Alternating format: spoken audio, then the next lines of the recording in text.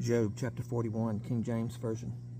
Canst thou draw out Leviathan with an hook, or his tongue with a cord which thou lettest down? Canst thou put an hook into his nose, or bore his jaw through with the thorn? Will he make many supplications unto thee? Will he speak soft words unto thee? Will he make a covenant with thee? Wilt thou take him for a servant forever? Wilt thou play with him as with a bird? Or wilt thou bind him for thy maidens? Shall the companions make a banquet of him? Shall they part him among the merchants?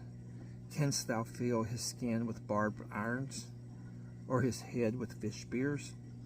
Lay thine hand upon him, remember the battle, and do no more. Behold, the hope of him is in vain. Shall not one be cast down, even at the sight of him? None is so fierce that dare stir him up. Who then is able to stand before me?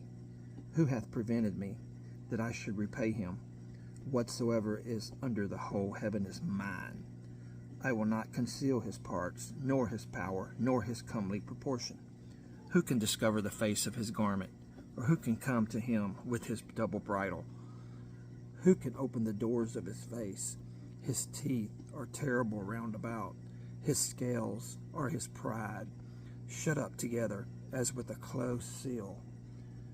One is so near to another that no air can come between them. They are joined one to another. They stick together, that they cannot be sundered. By his neesings a light doth shine, and his eyes are like the eyelids of the morning. Out of his mouth go burning lamps, and sparks of fire leap out. Out of his nostrils goeth smoke, as out of the seething pot or cauldron. His breath kindleth coals, and a flame goeth out of his mouth. In his neck remaineth strength, and sorrow is turned into joy before him. The flakes of his flesh are joined together.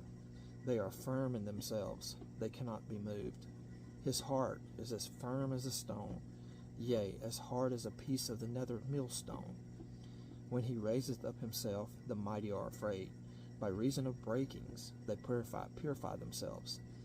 The sword of him that layeth at him cannot hold, the spear, the dart, nor the habergeon. He esteemeth straw, iron as straw, and brass as rotten wood. The arrow cannot make him flee. Sling stones are turned with him into stubble. Darts are counted as stubble. He laugheth at the shaking of a spear. Sharp stones are under him. He spreadeth sharp pointed things upon the mire. He maketh the deep to boil like a pot. He maketh the sea like a pot of ointment. He maketh a path to shine after him. One would think the deep to be hoary. Upon earth there is not his like. Who is made without fear? He beholdeth all high things. He is a king over all the children of pride.